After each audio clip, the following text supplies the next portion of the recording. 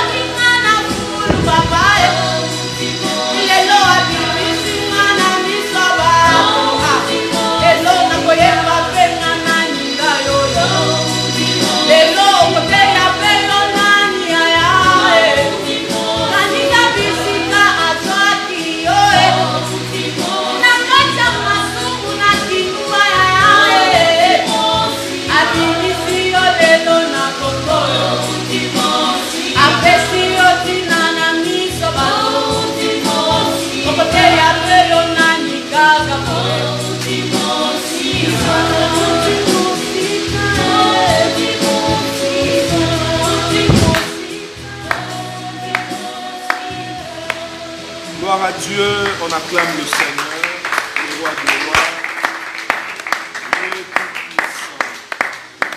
Merci, Tovandi, Toutskalikinia, je veux prier. Seigneur, merci pour ce moment. Nous avons besoin de ton esprit.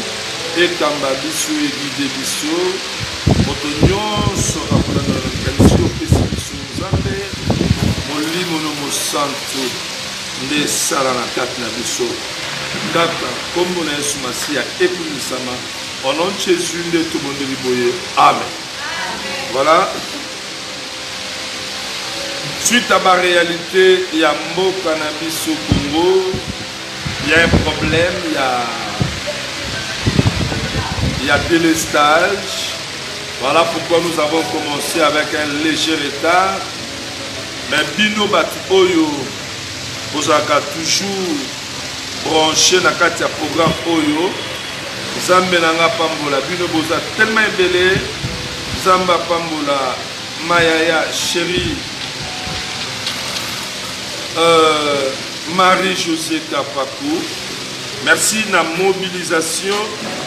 Denge pour mobiliser bato nyonso yandaku pour na kolanda émission Oyo et que Dieu bénisse encore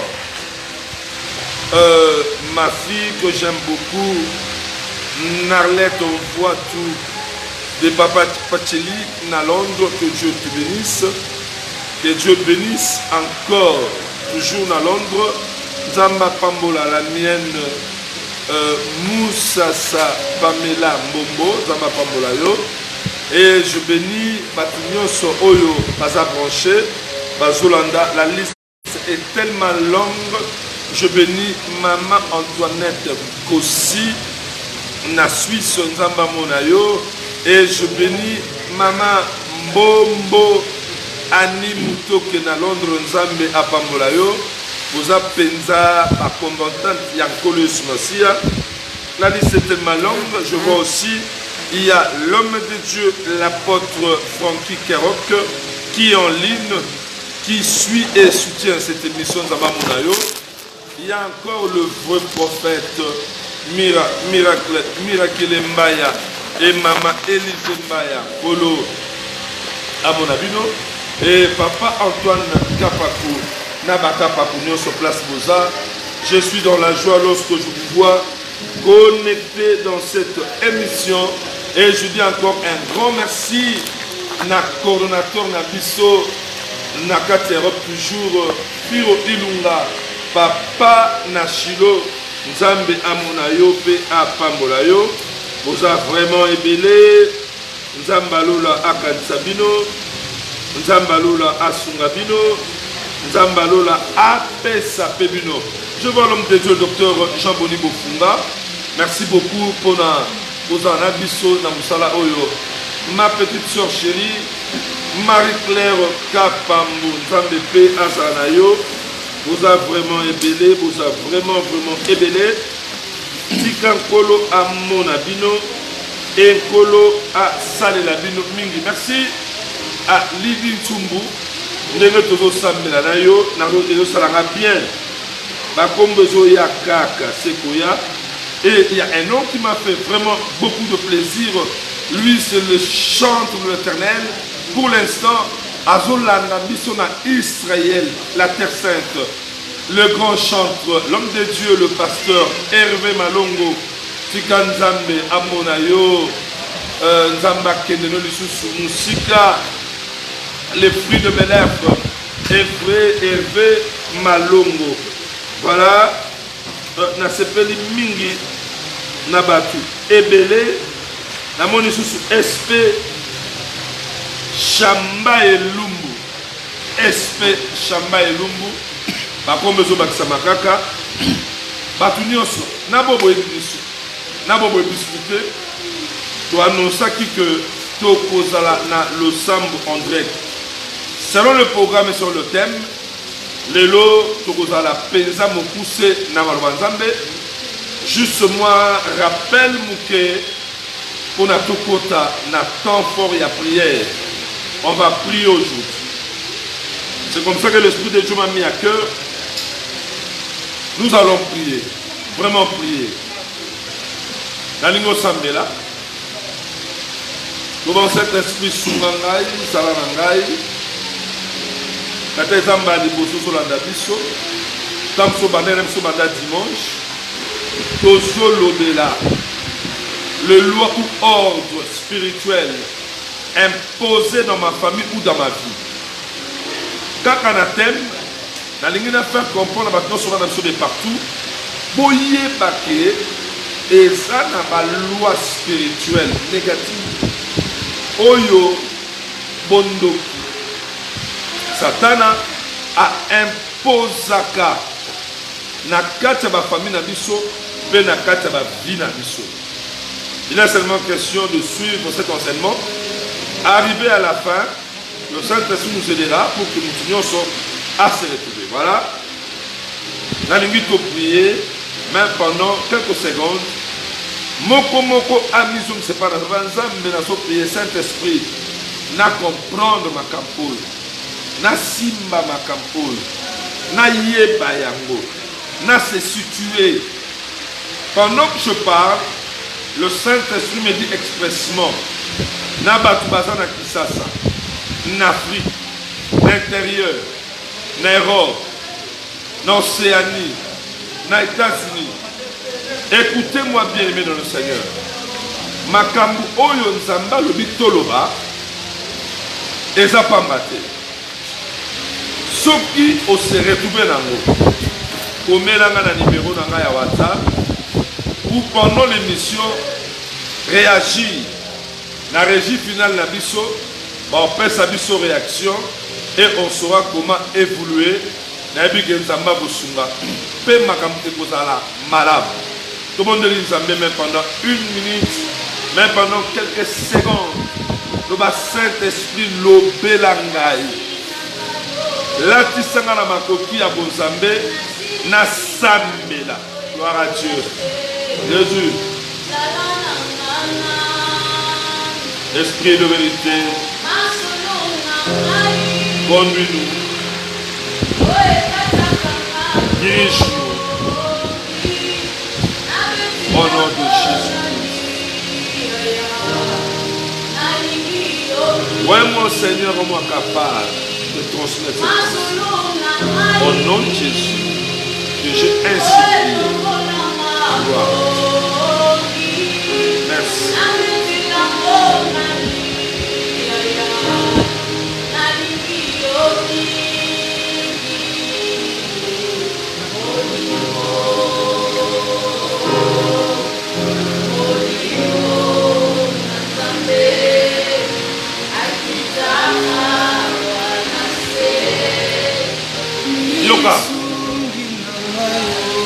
Merci.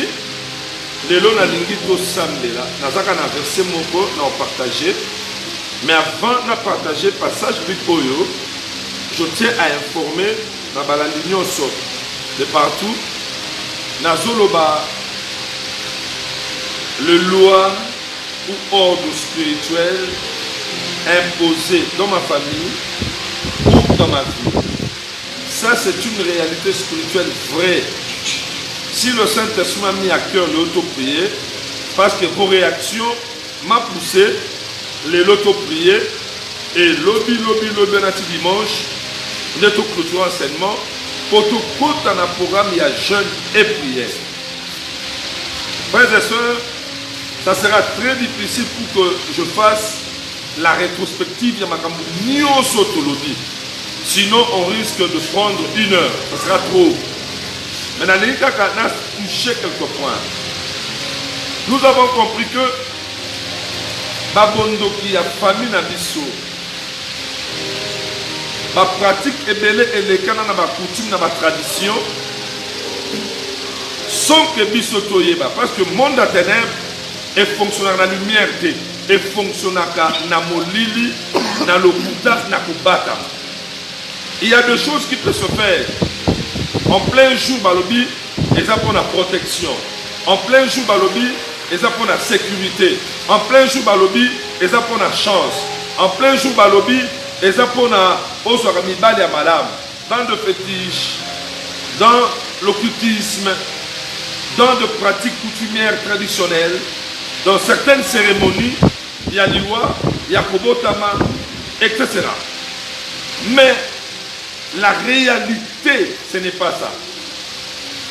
La réalité est à la contraire. Il y a Oba Lobina Yowana en plein jour. Il y a un ligne de Bissaoboy. Au point de vivre ma campoyo, na suite de temps. Ne yango somo na lelo. Tango bandi oyo kamaloba nzambe oyo. Omoni que non. Famille na biso, tout ça va na biso. Mais ma balango malonge zaki. Soki mobali to mwasi moko oyo akokumbela yo bomengo kimia et que la loi qui régit votre famille, la loi spirituelle, la loi établie, la loi imposée, ce que ça contraire na mu pepe oyo mobali to mwasi na ye nango, rassure-toi.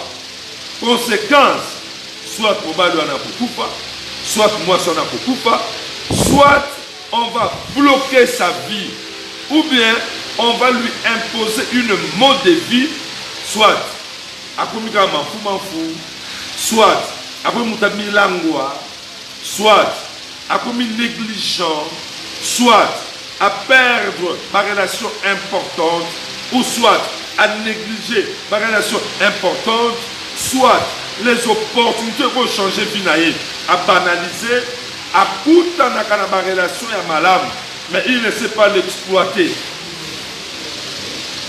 Mais Namalobanaye, il peut vanter ce qu'il est, ses valeurs, ses relations, etc.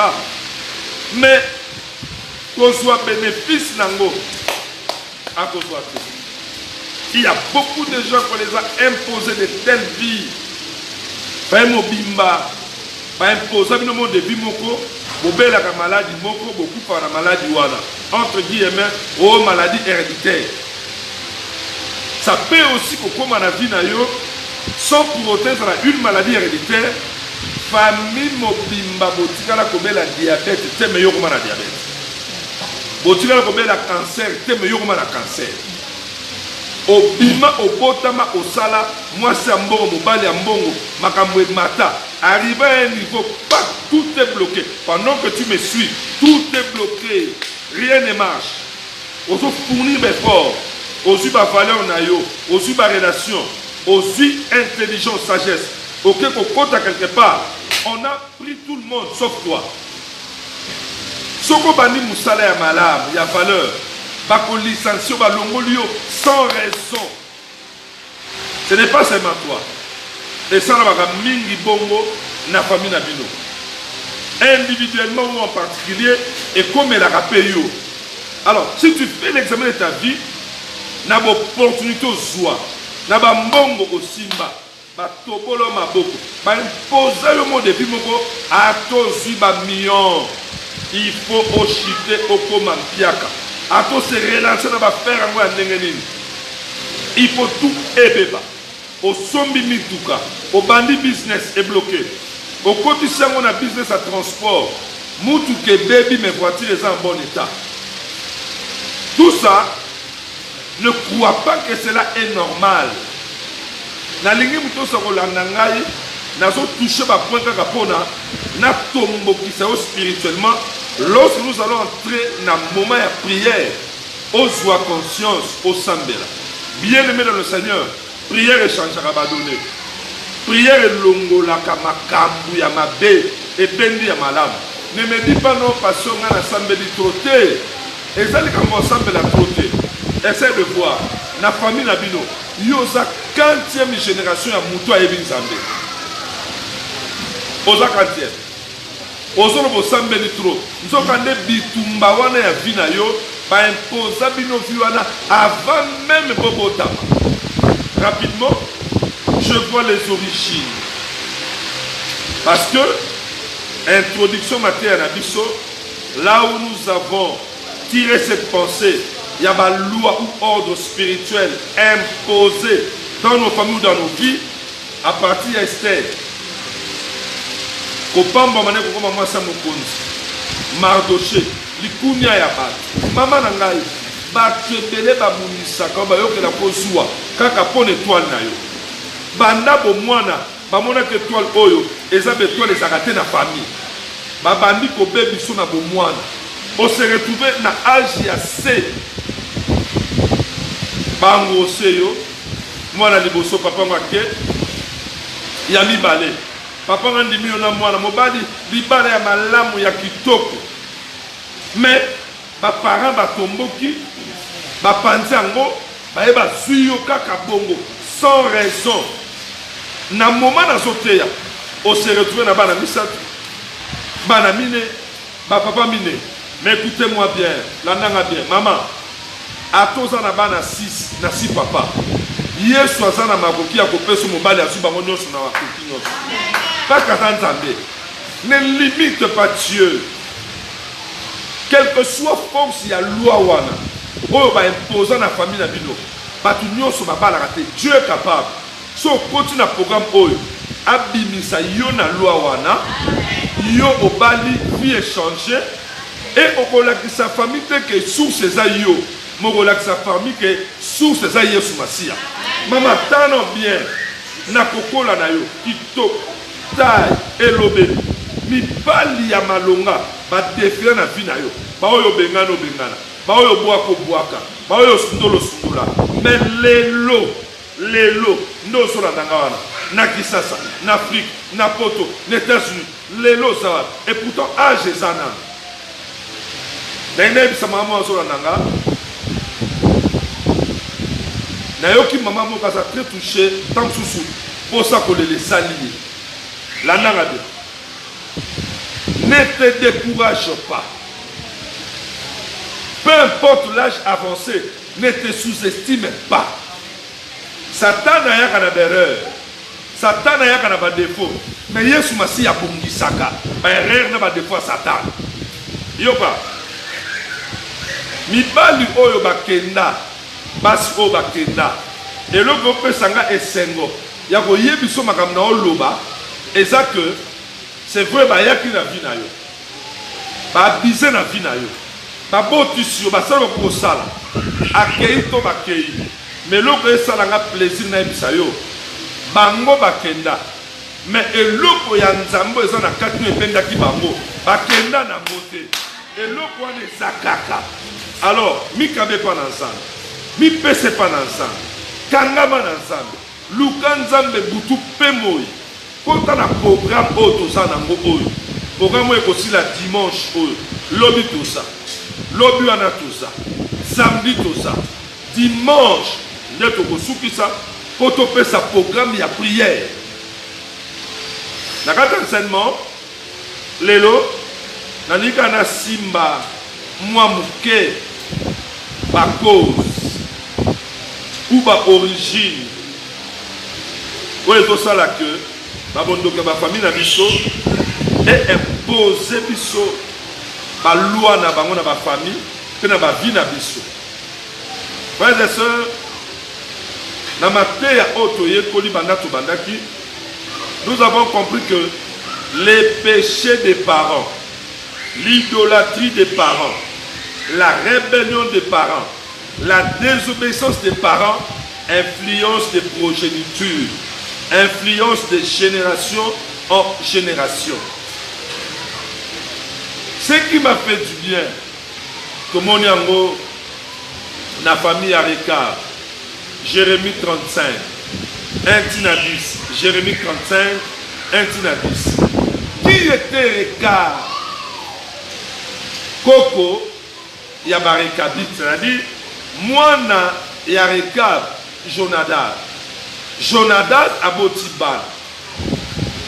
Mais Mabea Koko Nabango Rekab. Il était qui? Azalaki Mobouni. Abokoli Banana Bakoko na mbongo ya makila. Kolela ya batuwa na frères et sœurs la nanga bien. Ekitaka na ba génération. Ekitaka. Bilakeli mabe ya batuwa na o aboma innocemment. Ekitaka. C'est pourquoi papa maman solanda ngai. Kosala mabe na mutilité. Kosala mabe na mutute. Sala mingi bolamu. Bolamu epolaka te, bolamu efutaka. Bolamu kosala na mukili. bolamu kosala bato soko yo bénéficie nango te bana no bako bénéficie nango soko bango bazwa yango te bakoko no bakozwa yango soko bango te ata bandeko na yo bolamu epolaka te. Faisons du bien dans ce monde. Faisons du bien nakata mukiri oyo, nakata basali ya nzambe, nakata musala nzambe. Bolamu wana egangaka. Qu'est-ce qui s'est passé? Na yeko simba pouemu. Oh, c'est très très important encore. Makambu oyo sala que tokota nakati. Il y a une imposition à la loi moussous. Parce que nous avons une personne qui dit non, je suis passé à la télé, la famille n'a pas de natali, kota botata maman na moni amote. Mais pendant la côte na libala oyo, par le lien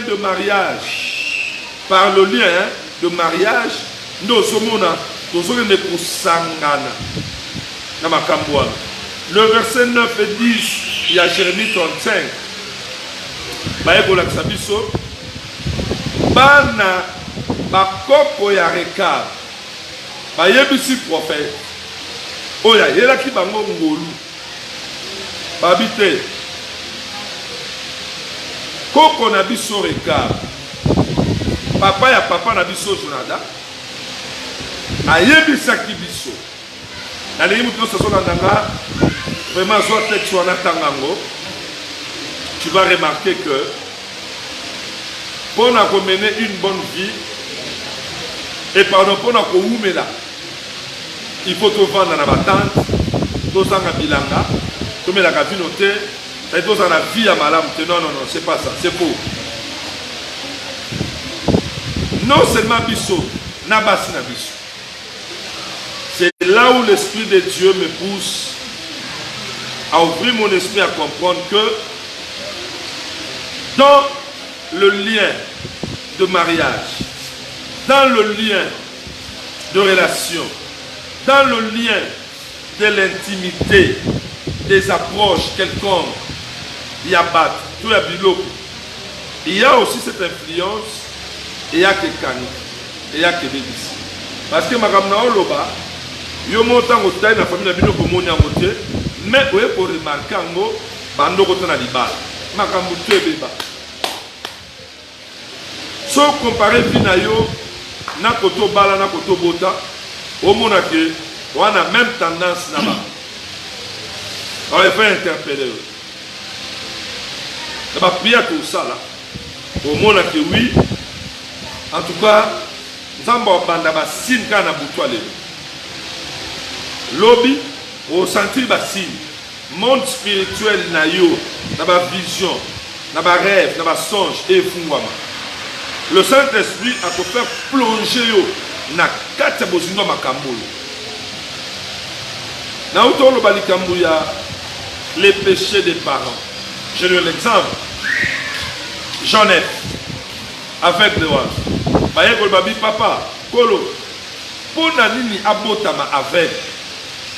Tant mususu baboti na ende basumukaki to masumu na ye, c'est-à-dire il y a des conséquences pour quitter la cabane tant ba papa ba tamboli mabe tant ba papa ba parent bokoko ba papa ba memi vina bango na bakisi na bonganga n'occultisme.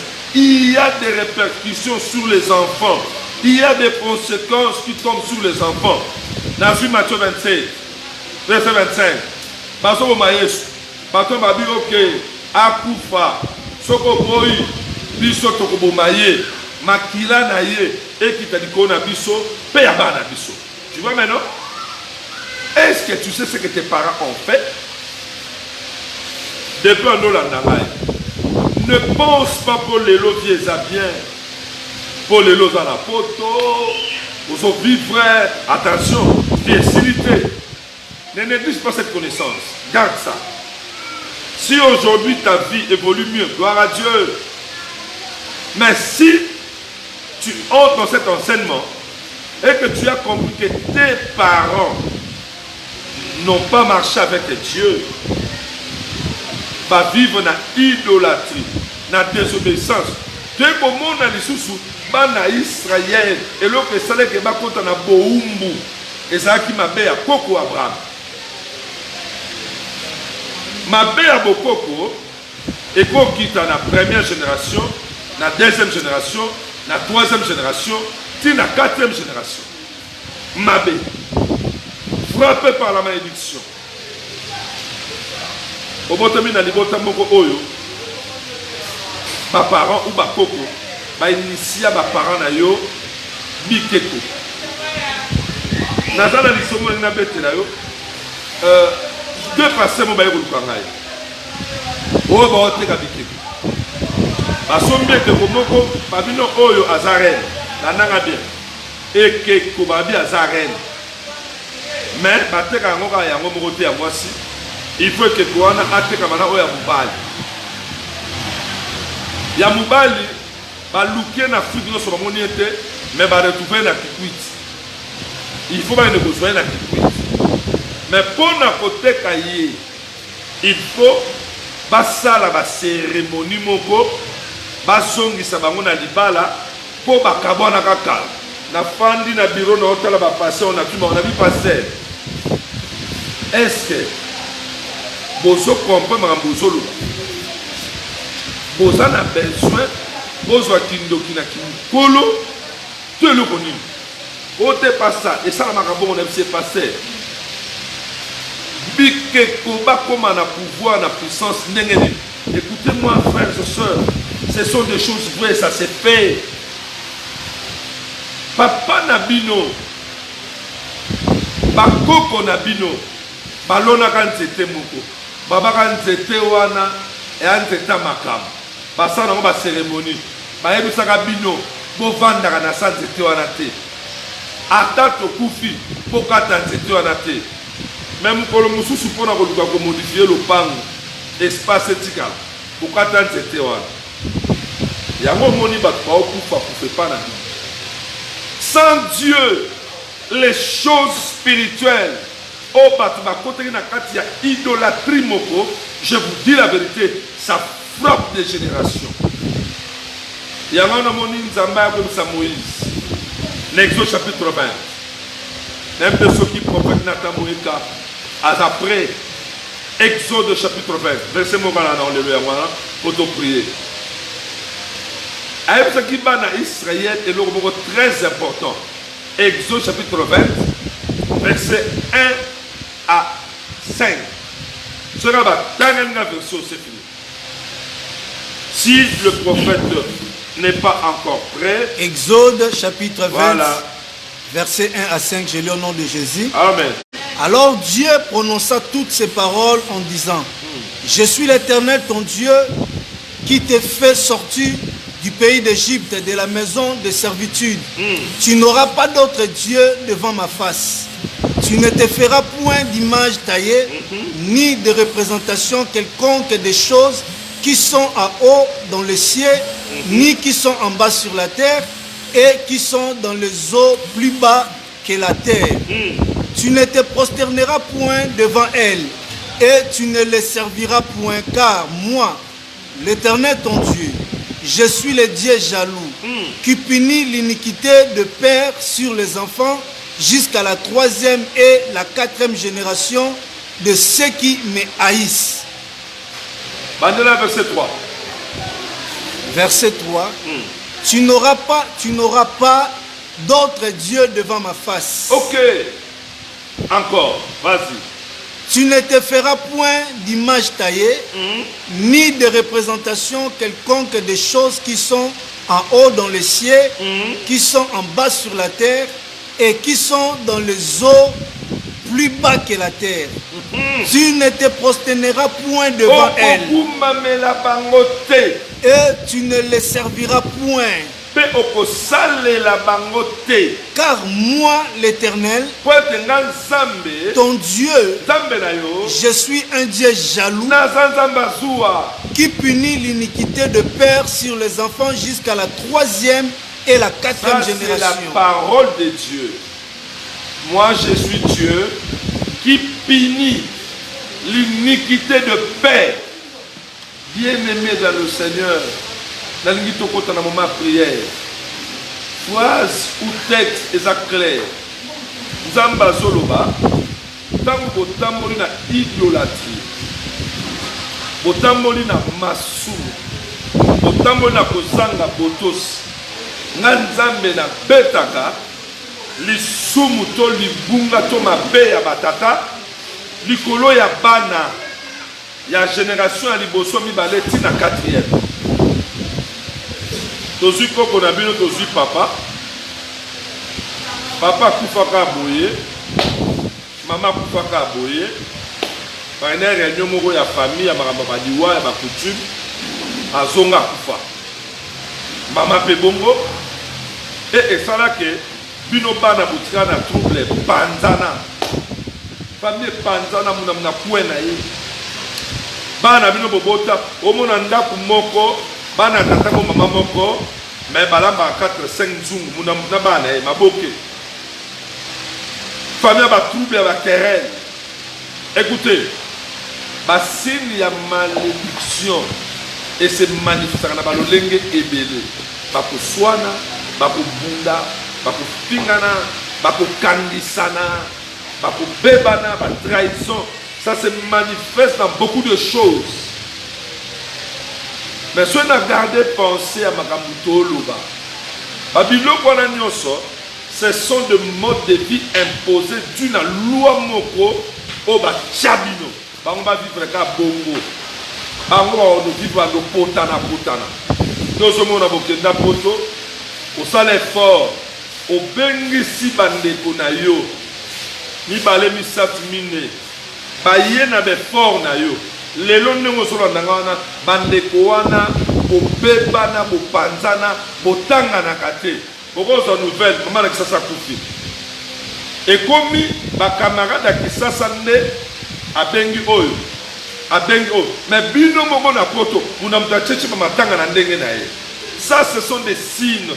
Il y a ma famille qui va vivre na se ya ba malédiction, tu na ba mabe ya bo koko ya bo tata, place ya outi. Yoka. Le péché de l'idolâtrie, de la désobéissance. Ça, on a pris dans la Bible, exemple Yaba. Il s'est désobéi, mais le moment où il y a mouké, n'a pas quoi insister. Ni nyango ya mouké, ba salayo, ni nyango ya mouké. Maman benga bien pas ça. Vous voyez que ma camonobi, et ça vraiment important pour tantôt pour là. Même si on a l'habitude de laisser la vie sur le bureau au Moroboui. Tout le monde a continué. Mais tant que tu déplace pour comprendre que non. Nous nous comparer ma vie. Moi je ne te condamne pas. Le message est aidé au sein de la comparaison. Tête à ma famille. Au moment où je parle, je suis ma tête à la famille. Je suis ma tête à la famille. Monde le diable ne donne rien pour rien. Après ce lobby a frappé malade, malade est condamné, vendu. Mon bec dit a kufa. C'est fini. Bloqué. Mais laisse-moi te dire, si tu crois à ce message, si tu crois que Jésus-Christ est capable de faire quelque chose dans ta vie, Nazo Bisayo, on peut vivre un miracle kaka sikoy. On peut vivre délivrance kaka sikoy. Zamba zana makoki abuki mibeko wana pe abimission na boloko wana pe na kati ya condamnation wana. Amen. Il est Dieu capable de le faire. Yoka. Na commis déjà na souka pour na samedi. Soit versé wana Exode 20. Relis là. Nzamba zobeta la 3e, la 4e génération. Yoza 40e génération dans la famille na bino. Na moi idée mutoza nango sur papa et papa na bino. Papa et papa na bino, maman et maman na bino. Soki ba papa na bango baza en vie, songa moi muke. Au mona que soki toza na 3e génération te, toza na 4e génération. Ou soit deuxième génération. Mais écoutez-moi bien. Essaye de voir, essaye de comparer. La famille Nabino, on vous a imposé quelle loi? Et la loi en question vous a imposé quel mode de vie? C'est là où je suis. D'abord, les lotos qui ça le savent. Il y a beaucoup de familles qui imposent bango, la loi ya célibat, la balle la quantité. Ce qui est balle, il faut marcher. Mais l'Ibanda est aussi banamo. J'ai parlé avec un frère, il est avocat. Mais c'est une famille Oyo, qui impose bango mo beko ya célibat. Obali aosomba mitu, aosomba mapango. Mais tilelo nanu akoka kopesa d'autres na famille à moi. La femme est venue me voir. Abinanga pasteur. Famille à mobali nanga mobimba. Basi nyonso ba 8, ba 7, ba 6. Basi nyonso ba pena ba boti bana bana ba poli. Mutu moko te akenda ko honorer mwasi na ye par la dot. Il y a des familles comme ça. Mais mutato somba mutuka. Oh mbongo ya mutuka eza kutu mbongo oyo sodo somba osana ngamba libala 2000 3000 libala sala. Mais tu vois la personne n'arrive pas, il y a autant $1000 2000 l'enveloppe pas sa dot. Écoutez, si c'est ton cas, na mobile na yo, benganga réagir. Ma soeur, si c'est ton cas, mon frère, na moi benganga réagir. C'est là maintenant que tu as compris, il y a un sang papa. Tu peux penser à ça, mais tu n'as pas la force sur ça là. Nous allons prier. Amen lelo, donc ne kabu poto samela. Mutu nyonso ayoki ngai. Na Kisasa. Na Congo Brazzaville, na Rwanda, na Afrique. Na Afrique du Sud. Na Europe, na États-Unis. Fanda talana. Ce komiga makamba libala na yo, il faut troubler mon côté. Maramwane bébé batali. Oyebi bien que famille na bino, et sa famille a sorcellerie. Si tu es conscient que maman na biso azalaka ndo, to azalaka ndo ki kwa kufa. Je te dis, yeba que des familles où bana babotami na maman ou papa ndoki nazo yebisa yo makambo ebele bozo vivre bozangi ko échapper te na loi moko imposé na vie na bino to na kati ya famille wana bokobala me bokosimba bana te bokosala me bokoprofite nango te bokoboto bana bokotungisa bino. Il y a beaucoup de lois qu'on a établi, imposées na ba famille pe na ba vie ya bato. Il y a des mauvaises paroles prononcées. Yo vi na yo mobimba okozalaka boui. Mais laisse-moi te dire, si toi-même tu es conscient, il y a nengo tambusa qui vit na yo. Dès même boyo kano sunite ko bangate. Ato kota ki bunga. Okota iba kisi. Makamano sukumo selo ba retour. Jésus-Christ a biki sakabakanyos. Jésus-Christ a kangola kabakanyos. La ligne place au sol ngai. Mutu nyonso ya la ngai. Soko za musika réagir. Benga comment ça la commentaire. On va lire. Et pendant que tu continues, je suis sûr, semaine pause, Zambalola a Kangola yo, pe akobiki sayo. Namona mutu ayepa na Yesu na makambo azongibo.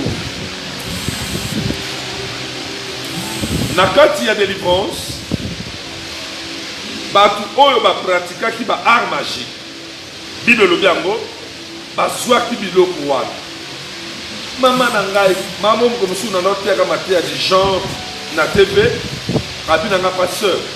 délivrance na biso eza makasi biso nyonso na poto mais papa na biso aza parmi bagrand rosiclicien oyo batravaillaki na epoka mobutu et puis ndaku na biso so okoti yango ovandi so olai na butu bato baosolola bato baotambola bafi na biso moko en tout cas mobali nyonso oyo ngai nakutana na ye sans problème akenda mosusu nakutana na ye akufa frère comment expliquer moi ça liboso akufi ya mbala akufi ya misato akufi omona ngo normal eza normal te.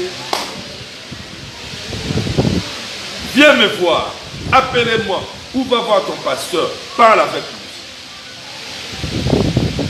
Dans l'invite prier, la sœur Sarah la grâce avec son groupe, déjà basé à Kobombama. Nous allons prier. Nazoyo kanakati nanga, mutunyo soko ya landi na musika na pembeni, abando réfléchir. Et le Saint-Esprit commence à révéler tout un chacun de nous ndenge ya tamboli, amo laksaye. Na déclaré na kombo Yesu molimo nzambe na makambo oyebaki na makambo oyebaki te soki yango nde eza cause ya kosala ke bozala imposé na loi moko po ekumba bino na mode de vie oyo bokóma nango wana nayebisi yo tokóma dimanche te nzambe na ngai Yesu Masiya na nguya molongo santu akorevele yo akolakisa yo soki ezowuta na mobali to na mwasi d'une manière ou d'une autre sambela na ngai eloko moko te kotikala ya kobomba maliboso ya nzambe nzambe ayebi kwa mwana ye nzambe ayebi ke oza innocent na makambo ebele esengeli intervention ya nzambe ya bana Israel ebele bazwaki pasi ebele babebaki banyokomaki bakufaki mais nzambe na suka aye kojustifie bango mais ebele deja bakufaki banyokomaki place efalaki bakoma quitté à cause ya mabe ya koko Abraham. Frères et sœurs, limela ngai nzambe akokumba o place ozokoma mais na une seule condition, est-ce que Yesu Masiya aza na vie na yo ososo de soko ya mbashe soko ya nkolo mpe obikisi makambo ezaka ndenge moko na ndoyi na yo ndeka ndoyi atambola nde yo kotambola ndeka ndoyi abala ta bota te ndenge yo kosa te telemela yango lie wana ebukanaka mopepo wana ekota na nzela ya kombo ya kindoyi ekweyaka parce que Yesu aza nzambe. Alléluia. Nalingi place oza ogangi misu na yo otomboli makanisi epa na nzambe. Alléluia Yesu. Gloire à Dieu, gloire à Dieu, gloire à Dieu.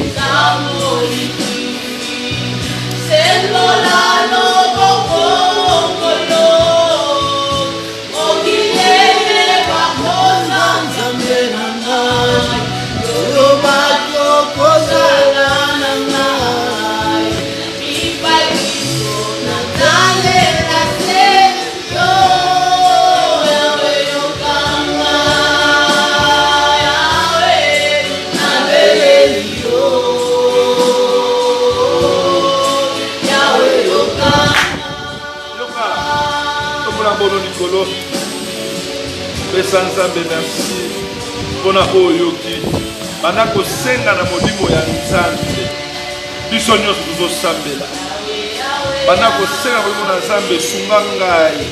Merci pour la mateya oyo nakanisi eloko moko rappele nge eloko moko kanisi na likambo oyo olo mosantu sunganga tobondele pa na Nzambe ya kolo to Oh Saint-Esprit de Dieu, yonde o sali Yahweh toyeba na kokanda Nzambe kolo bisika kola tonde de gloire malheur na biso ko koma na bakoko na biso ba oyo basalaki lokola biteko nde banzambe na bango ba oyo bazwaki batotem bakomaki banzambe na bango kogumbamela Nzambe biloko ya mokili kasi yango nde memi malédiction po toyolobi na makomi na yo et que tu es le Dieu jaloux auquel tu frappes Seigneur de la première jusqu'à la 4e génération. Yahweh kola tonde de gloire et rappelez nga Nzambe Yahweh o famille na biso Nzambe babengaka ngo bakosi nde bakosi nde totem ntango oyo kola tonde de gloire Yahweh bakoko na biso basalela bondoki bakoko na biso kolo na bikamwa Yahweh yo nde kolo na muya yoka nalingi osambela epa na Nzambe simba requête oyo koba Nzambe nazobondela oyo nyonso papa na nga asalaki mama na nga asalaki bakoko na nga kotia botata bakoko kotia nga bomama oyo lelo nazovivre baconséquence naye kosenga mawa na yo na linie ya botata na linie ya bomama koba mawa na yo Nzambe ngolu na yo mosantu yokelanga mawa belimbisa bango. Au nom de Jésus, tout le monde est pas ensemble. Alléluia.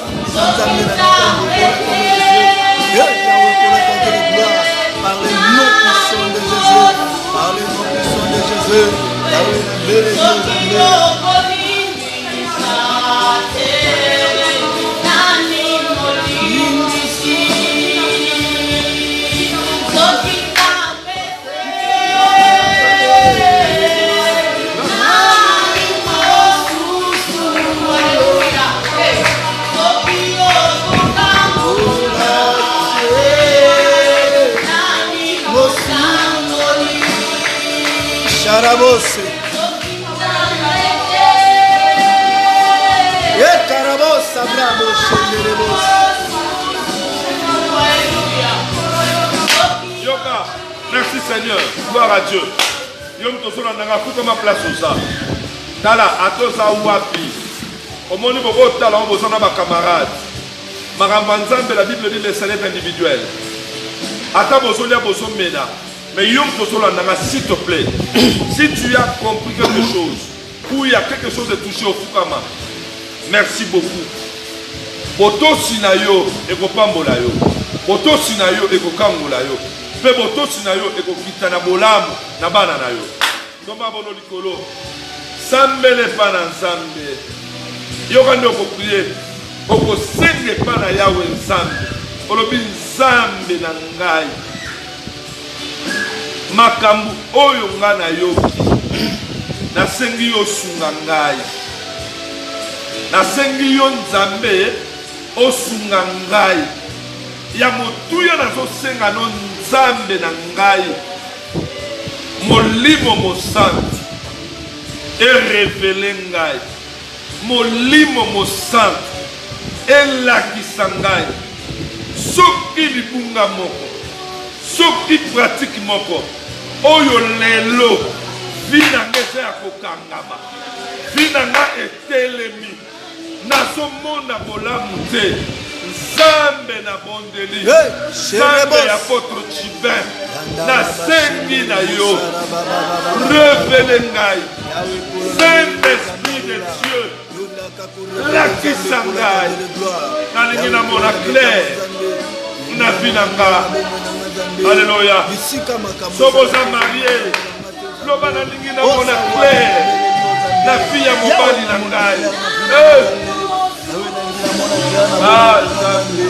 Bisika makambo simba totambola nde papa na beleli yo nzambe kola tade le gloire yo ndotelema nzambe kola tade le gloire oya kosala nzambe yo ndosala nzambe papa na beleli yo seigneur de le gloire yo ndotele mosala papa na lola yo ndotele mosala nzamba likamwa yo yawe kola tade le gloire yo ndosala nzambe yo ndosala nzambe Yahweh, le Seigneur de la gloire. Yahweh, Kolata de gloire. Shekerebo Sanda Mana Mana Korobo Shenderebo. Yenderebo Shenderebo Sanda. Yenderebo Shandara Mana Korabra Sekeberebo. Gloire à Dieu. Yahweh, Yonde Suma. Tamboyo. Et l'autre côté, boum, Mama Kalibo Soumaya.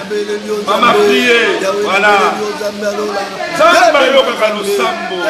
Alléluia.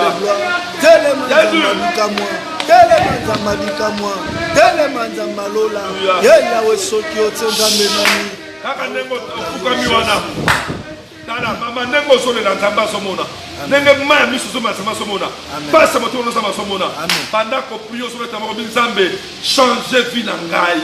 Oyo nyonso atelema na vie na ngai.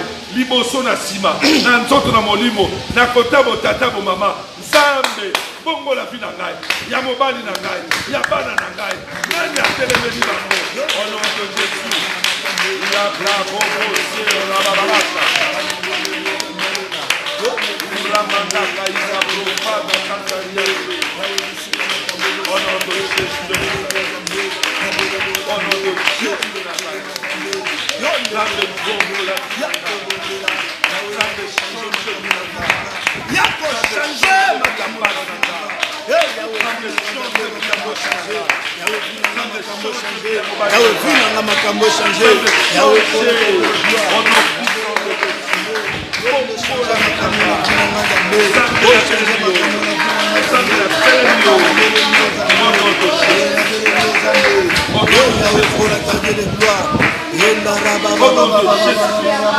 Yonda kako changer Nzambe kola tade gloire. Alléluia.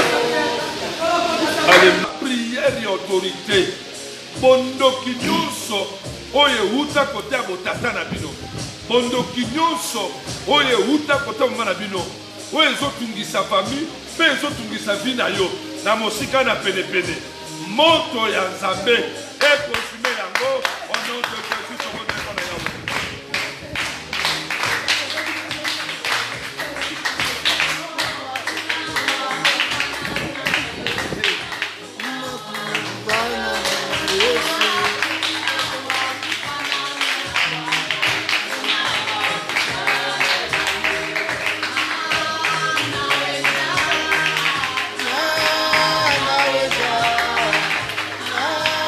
Yahweh,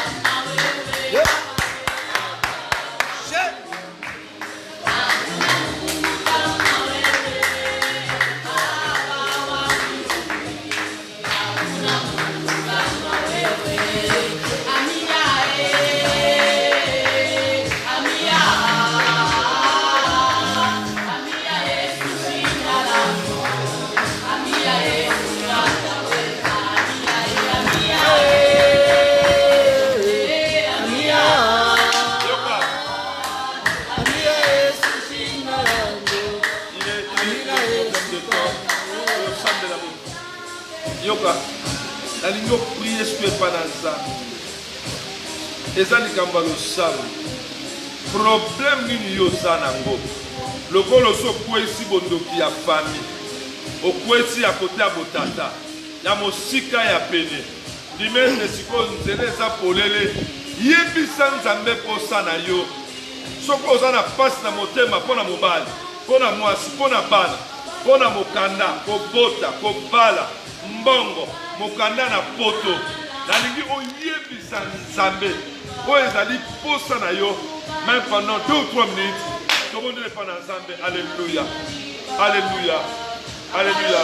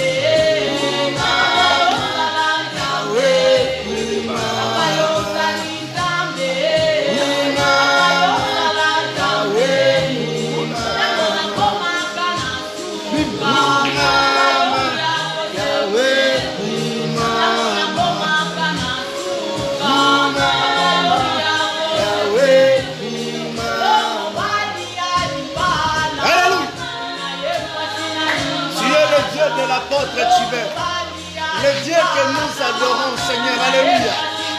Yeah. Zambo asala kabiso bolamu.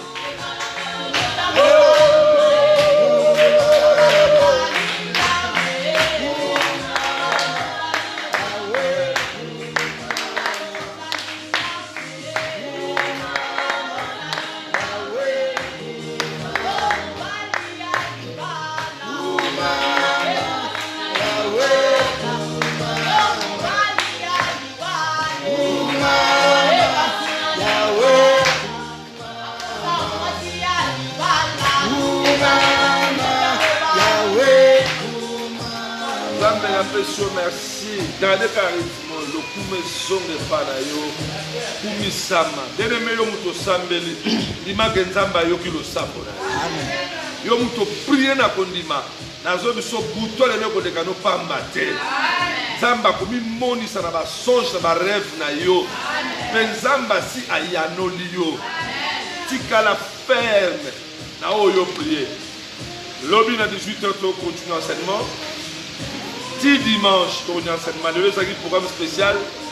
Moi, je rappelle que tu as chauffé dans le sambo. Lobby, tu as des conséquences. Il y a ma camunion sur auto sur le bela awa. Et tu as Lucas Koyo, remède des animes, solution des animes. Zambe nanga pambola yo. Zambe nanga pambola. Binono sur des partout. Osa vraiment belé bolandi. Na clôturé prière. Seigneur, pambola bakno sur balandi. Butuna bongoza la boutu la makamalamu esala mela bango. Pesa biso makasi pona luti. Au nom de Jésus-Christ. Yoka. Nenge zawana chaîne Nabiso Irak télévision de Librance. Il y a YouTube ezali. S'abonner l'habitant au monde a les sous-émissions Oyo. Enregistrer yango, partager yango, ça la tout. Bo fanda bo solo la benga ba parents ba membres de famille, bo partager na dit que et kozala vraiment bénéfique pour la bino. Ba te belé ba la biso. En tout cas, merci beaucoup. Na ba nyonso yo. Li sezo ya kaka, li sezo ya kaka. Zambalola Pambolayo. Je vois ici Zamba Pambola, Willy de Bundes. Merci beaucoup, mon frère, dans l'assistance. Maman Nadine Aguakerok, Yesu Masia, Amata Mata, toujours na yo. Bon anniversaire à King le prophète, King Kerok. Bon anniversaire na yo, parce que toute la famille Kerok était ensemble avec nous. Et un grand merci aussi à Elvis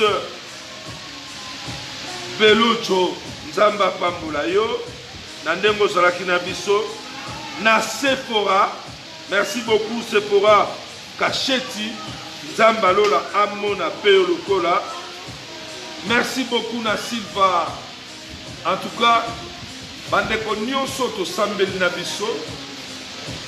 Bon intéressé, Bami, ma connaissance, ma relation Nyonso.